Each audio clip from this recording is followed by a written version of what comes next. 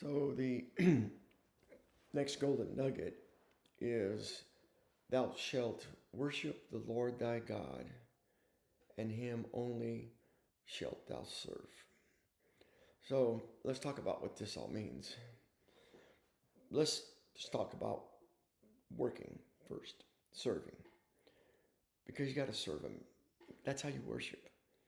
When I was in my hometown as an adult, I had come back to my little town in California, about 2,000 people. There's more now. There's like 4,000, I think, 4 or 5,000. It grew quite a bit. But I got a job there as a programmer, working in the winery. And I was back in the same church I grew up in, where my mother had played the organ and my grandparents worshiped, and me and my siblings worshiped there. And I was out in the side of the place I was renting, and I was asking God, how can I know you better? How can I know you? And it clears the bell. Serve me. So there was a little radio station in our town. This little tiny town had a radio station, and it was a Christian radio station. Can you imagine that in a little tiny town? So Monday came, and the next day, and at lunch I went to the radio station, and um, there were some people there. I was kind of surprised. It's a little tiny thing. It was just a little storefront deal on the main street of town. I can't remember what the main street's called. Maybe it's called Main Street. I don't know. I lived there 20 years and I still don't know the names of the streets, except where I live. Um, but they said, well, hi, and I said, I am wanting to know if you need any help. And they said, who sent you? I said, no one. I just prayed last night and I thought I should serve, and I thought maybe this would be a place I could do that. And I said, that's really interesting. We just had a board meeting, and we need somebody to run the radio station from 4 to midnight on Saturdays and Sundays, but we don't have any money. I said, okay, cool. I'll do it. So I got to listen. I got to play all these teachers. J. Vernon McGee, man. I mean, that guy's a real deal. Walter Martin. I got to listen to him. Chuck Swindoll. I mean, man, these guys are just drooling with the word. So I got to do that on the weekends for 8 hours, 2 days a week. So worked full time and then did it on the weekends. And what I learned when I did that, I was really interested in, how do I take my faith into the workplace? What does that look like? And I read that you're to work unto the Lord. You don't work unto men. You work unto the Lord. If you have a job, I don't care what your job is. Pumping gas. I pump gas. That's how I ended up getting my job in the U.S. Geological Survey in Rolla, Missouri.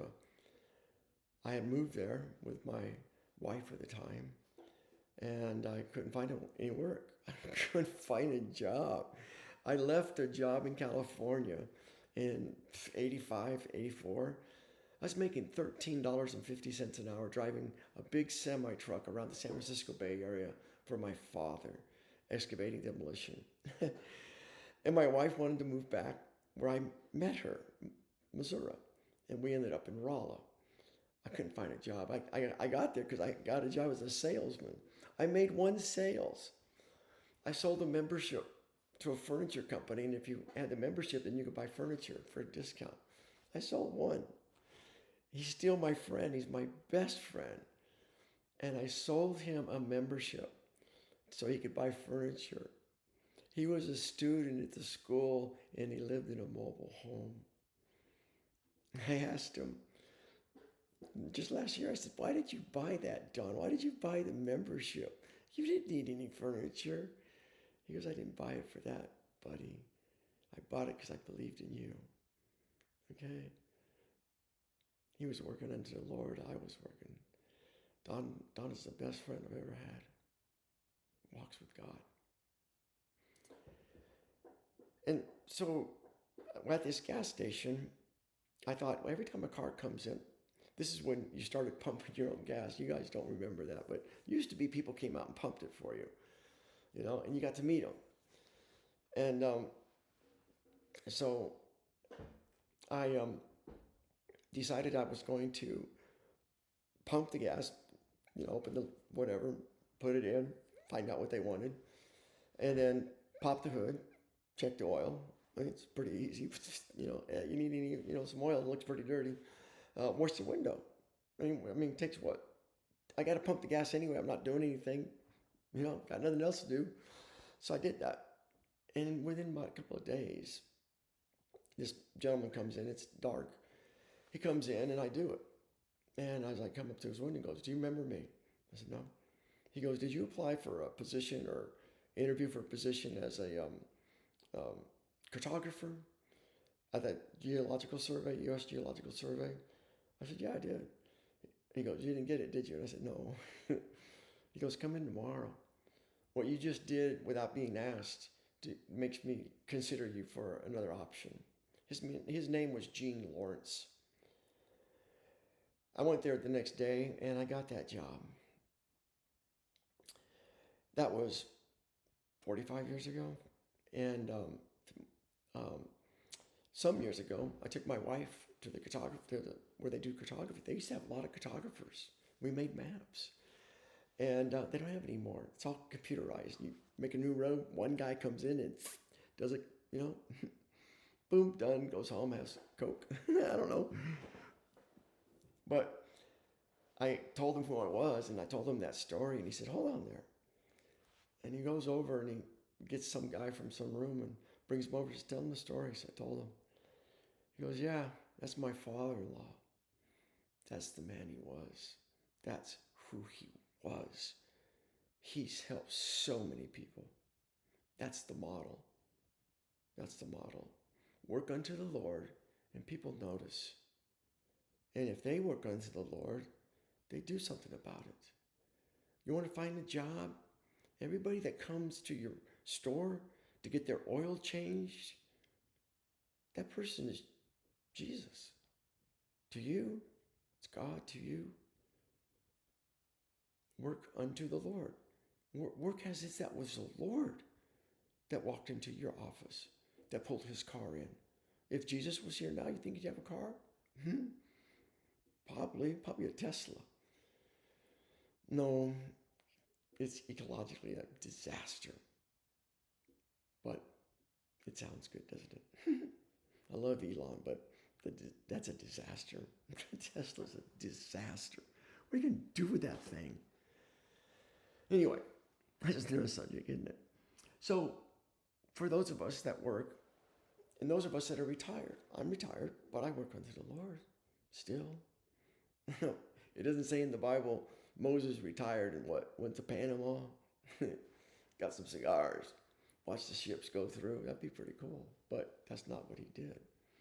I don't think he started until he was 90. They said he still had the light in his eyes. He was still a man of God. He was ready. Ready what? For what? For anything. Thou shalt worship by serving. And the Lord only wants the Spirit. God is a spirit. The Spirit wants people that worship in spirit. In spirit. When you drive your car and you come to an intersection, there's somebody panhandling. What is your thought? Is that Jesus? Should be to you. Will he use it to buy alcohol? Maybe. What's that to you? That's his problem. Let him deal with his demons.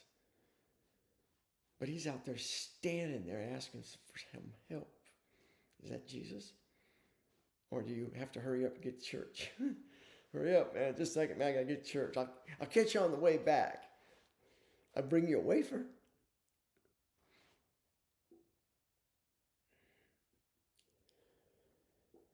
Worship in spirit and truth. What is truth? Do you dance before the Spirit? You ever hear about David dancing before the Lord? They said he danced before the ark. He danced. David the warrior. The warrior. The man who snuck in the cave, or was in the cave when Saul came in. cut his robe. Saul never heard him. Never heard him. How was he able to do that?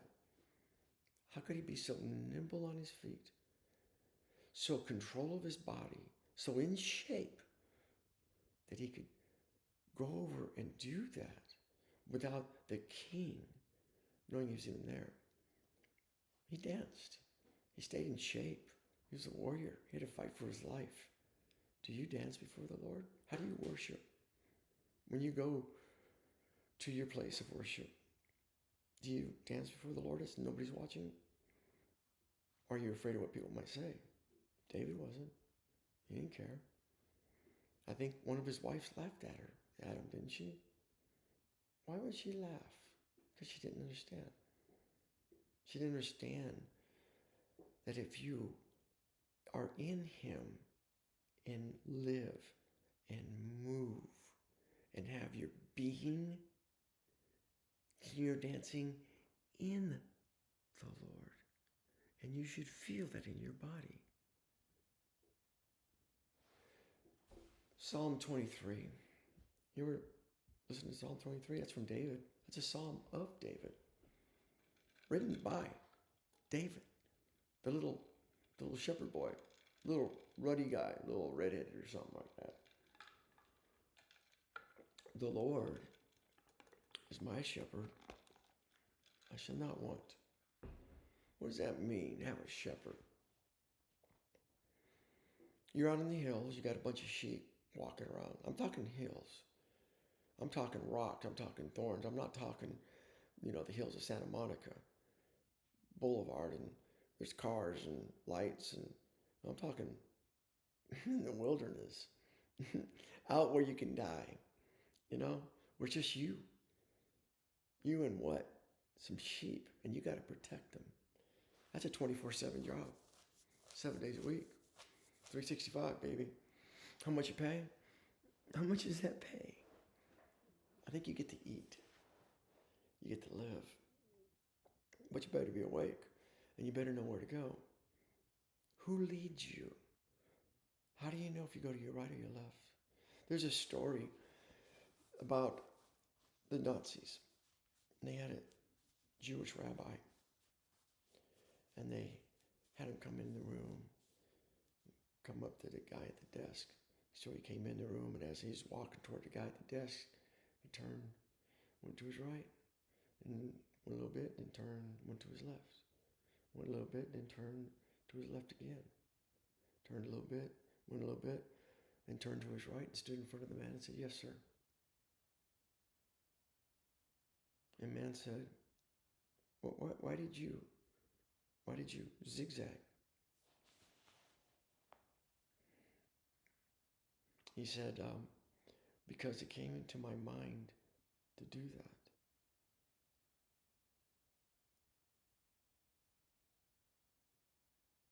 There was a trap door right behind him.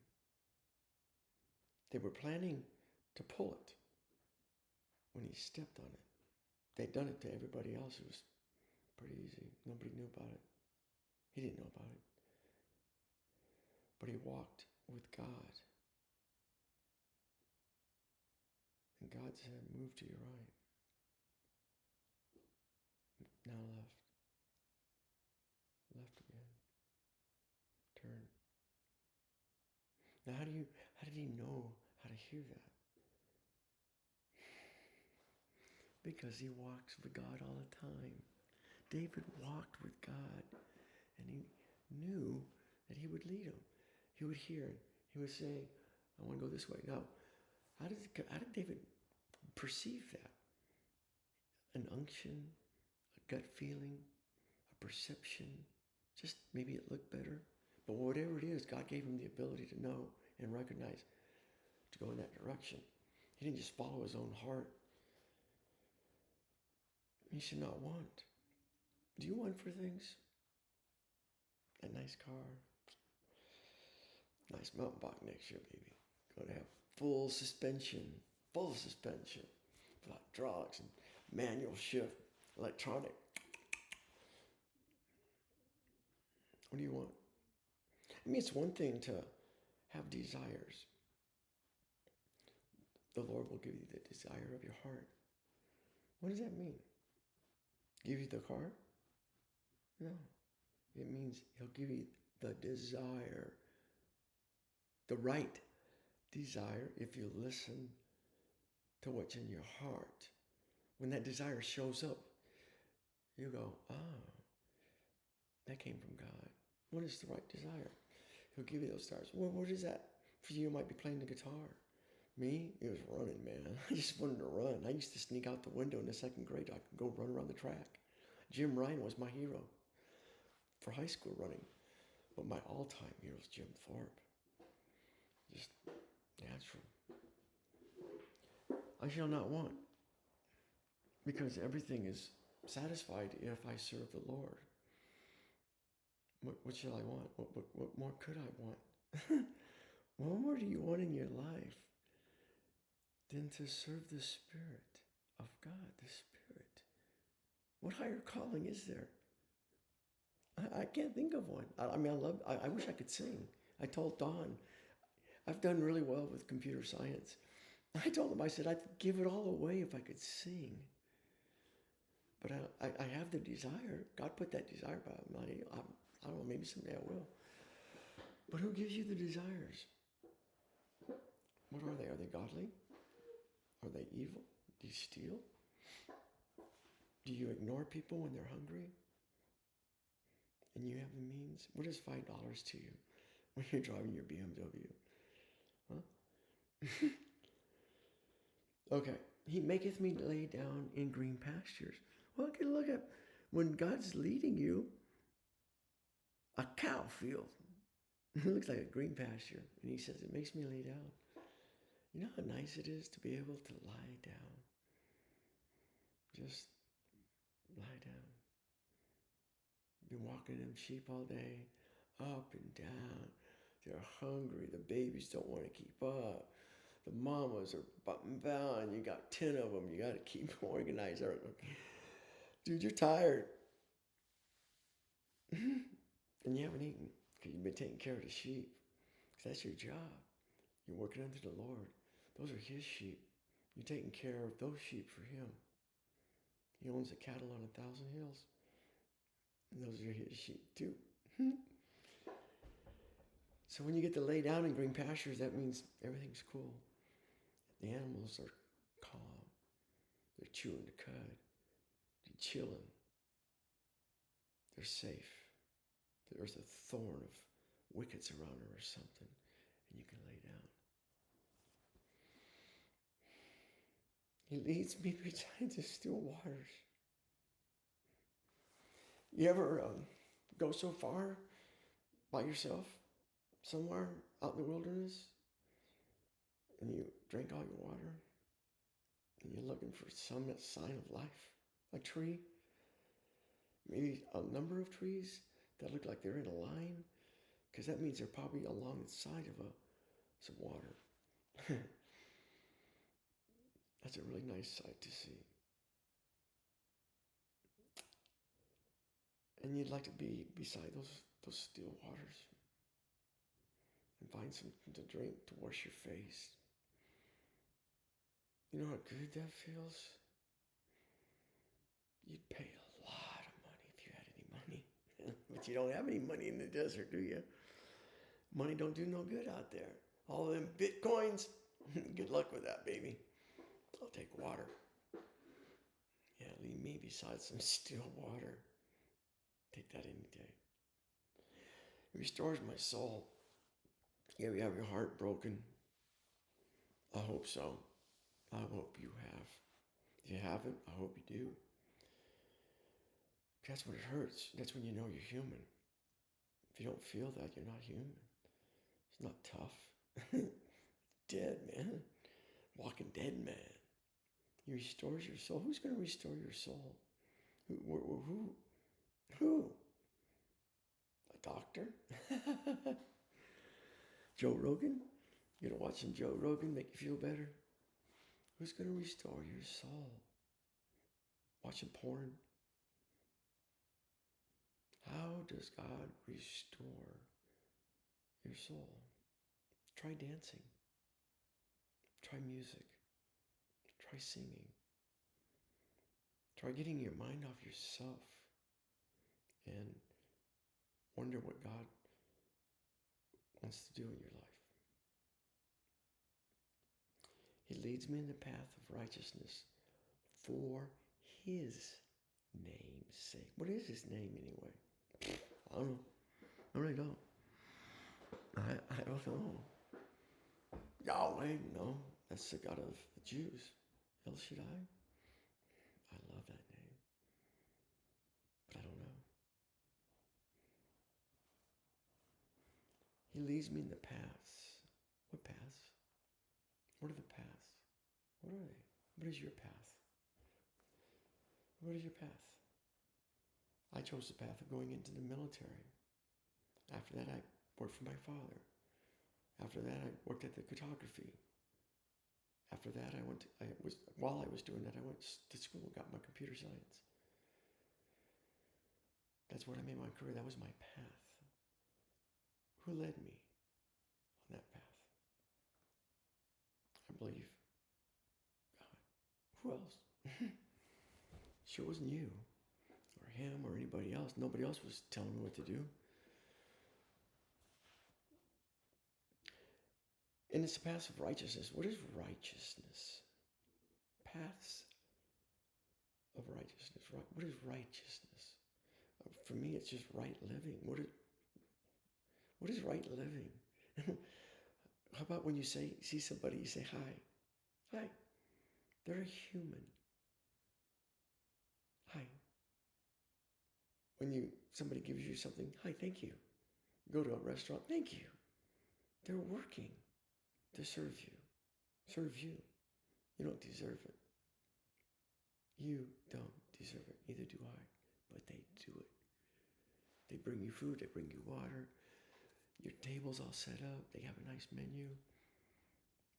They give you a few minutes. You get to look around. It's comfortable. It's clean. Nice music. And they ask you, what would you like, sir? I think I'll have a coffee. Cream sugar? Yes, please. With butter. They always ask me, why do you want butter? It's the best part of the cream, man. Why wouldn't I? Butter is the best thing, man.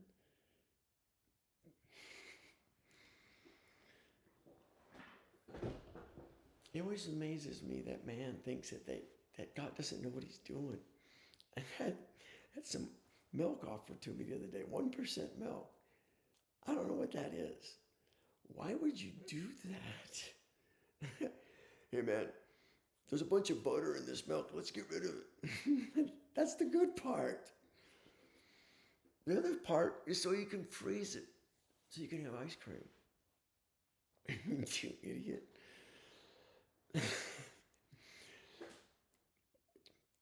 Man thinks they can make things better, and yet they can't make a flower. Do you remember Solomon in all his glory? Do you know how much glory Solomon had? He got to build the temple for Yahweh. That's a big God. He's the God of the Jews, dude. I don't mess with that God. He's tough. I forgot what I was talking about. Yea, though I walk through the valley of the shadow of death. You walk through the valley of the shadow of death? Walk around Oakland at night. I did.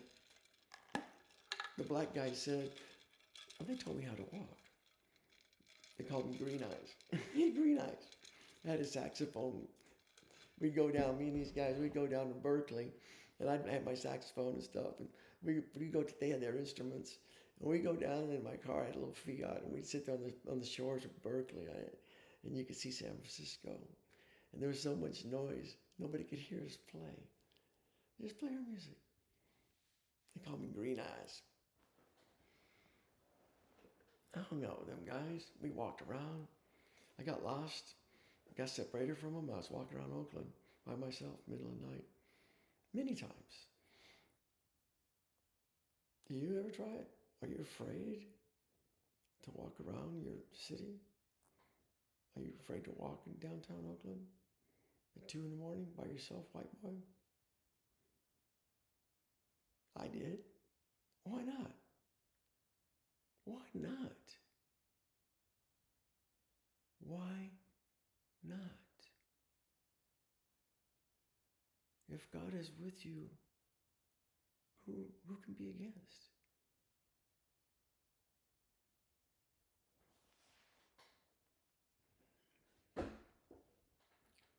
Yea, though I walk through the valley of the shadow of death, you will die.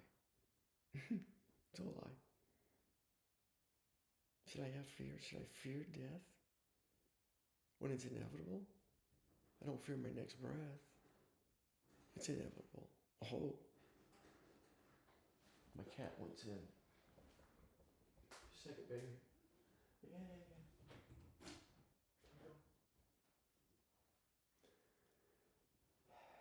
Do you even know what the shadow of death is? It's where it's so goddamn scary that you know you might die. It's dark.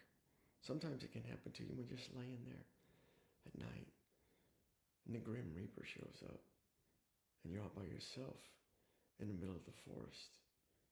The campfire's out. You don't have a tent. You don't have any sleep bag. You're just laying there because you don't have anything. Have you ever been in that situation? Just go out in the wilderness, trust God, just walk around the wild animals. That'll make you stay awake. You'll learn how to sleep during the day and stay awake at night. Believe me. It's a lot of fun. Try it. You'll know what the shadow of death is then. That's why the Indians used to do that. It was rite of passage. Go out and have their vision.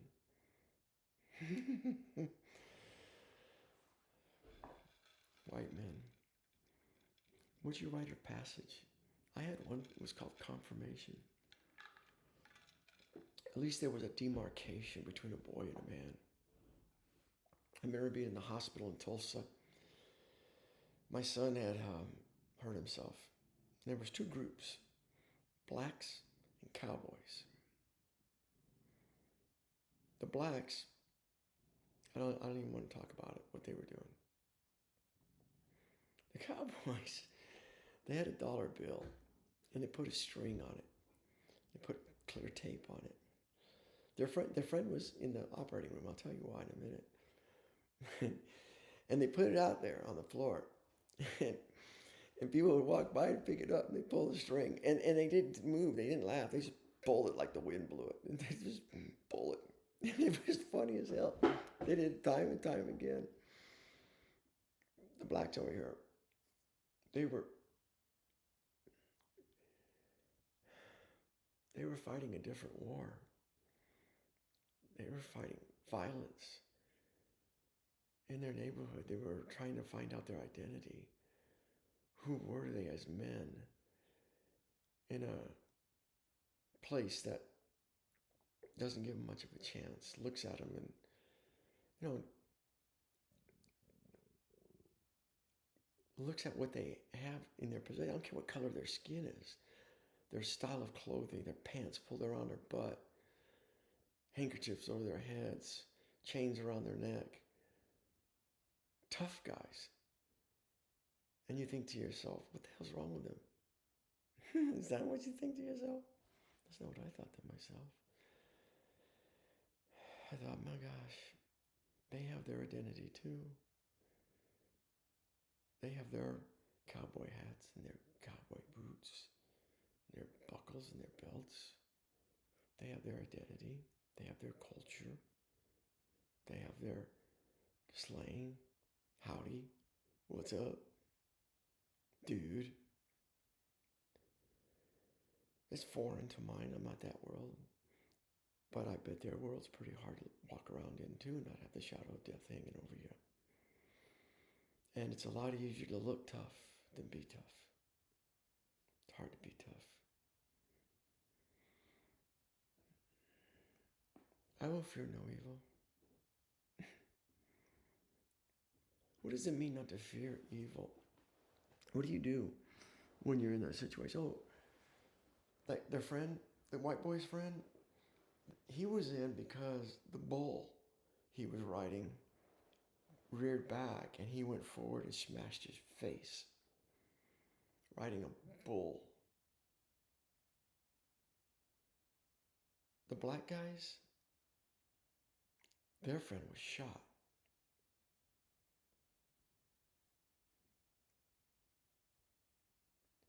I will fear no evil. Do you fear evil? Do you run?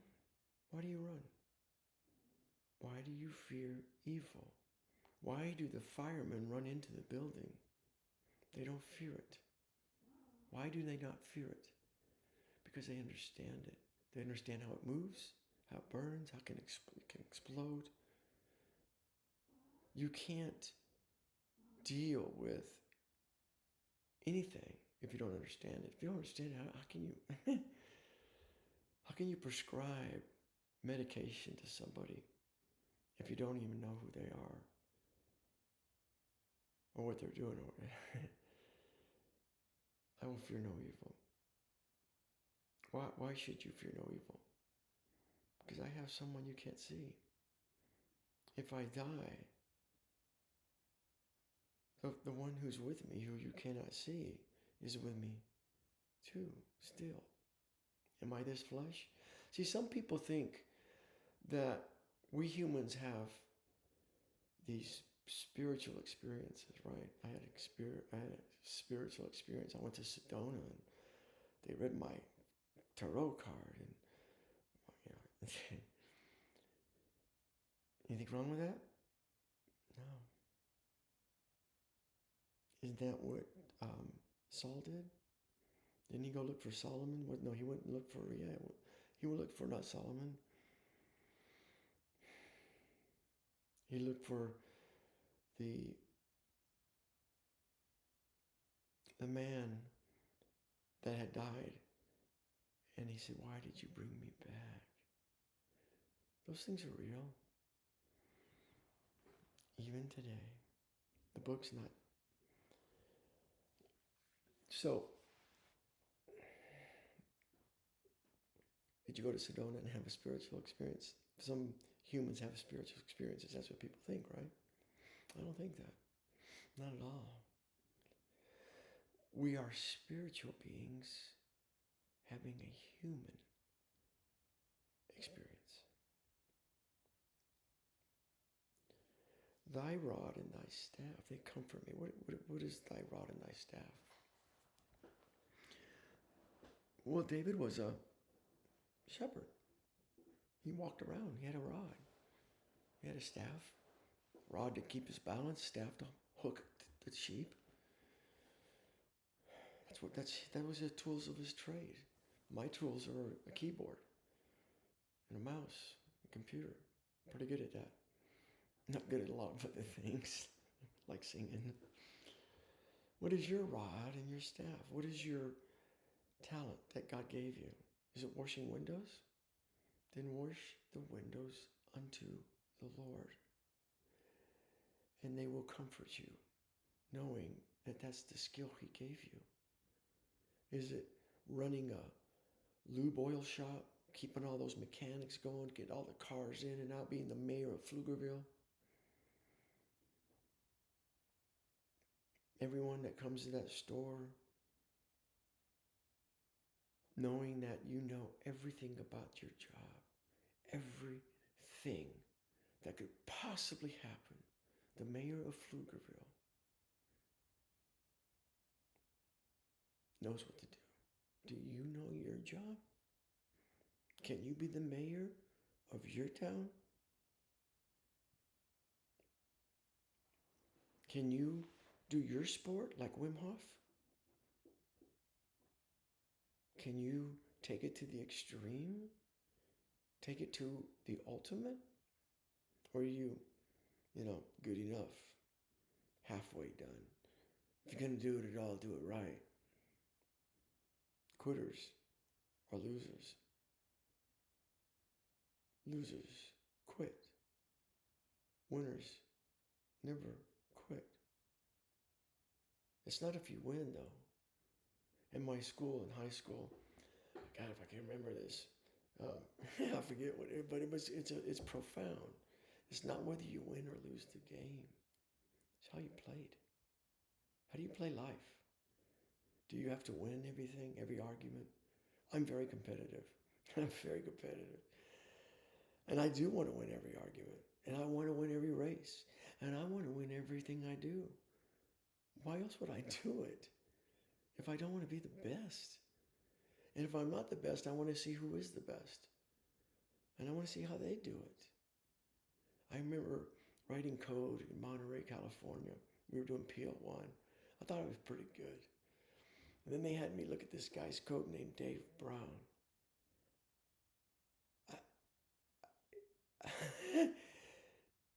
I had never seen code that was sexy.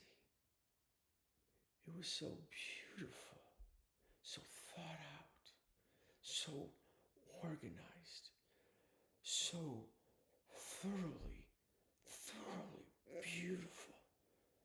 The names, the structure, the indentation.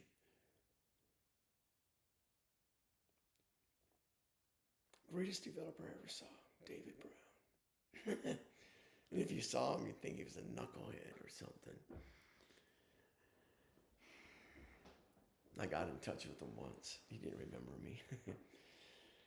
And he said, we stay in touch, but only send me jokes. All I want to hear is jokes. He had enough of this shit.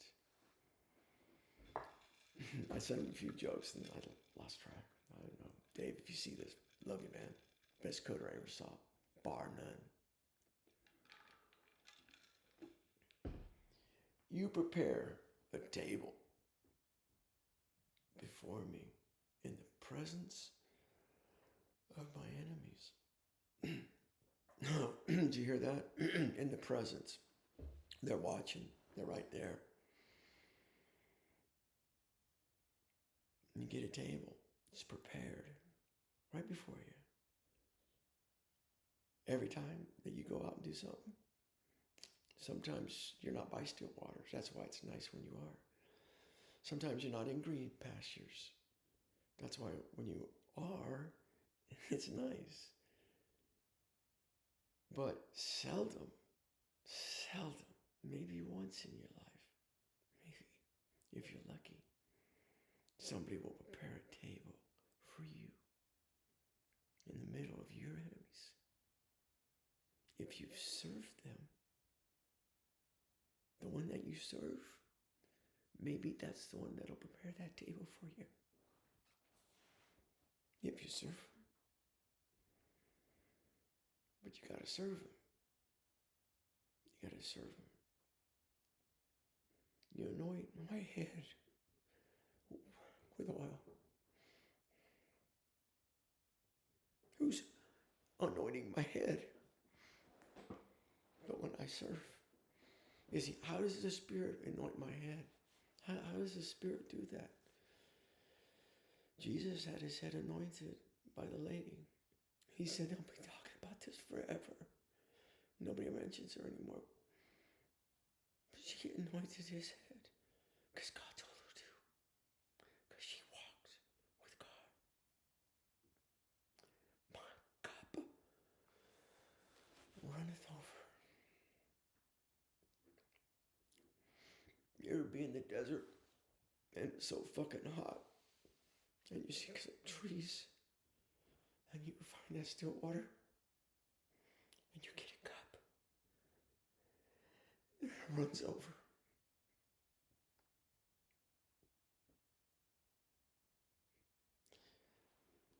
You'll read this a little bit different. You'll spend all your bitcoins, won't you? All your bitcoin. Oh wait, there's no electricity. Shit. My cup runneth over. Value the things in life that are free. They are so precious. Surely goodness and mercy shall follow me all the days of my life. What does it mean, follow me? Follow me. They follow me. They're behind me. When I ask you, where's your future? Can you see your future? If I asked you the location of your future, where's your future? You know, if you were going to think about what you were going to do tomorrow, that's your future. Would you look in front of you? It's what, right? It's in front of you. That's my future. My future's in front of me. That's not the way the Jews look at that. They say the future's behind me. I can see what's in front of me. I can see that. That's not my future. I can see it. I can't see behind me. Surely goodness and mercy shall follow me. It's in the future. When you serve, maybe if you're lucky, if you don't die. I mean, there is the shadow of death. There is a potential for death. You may die in service.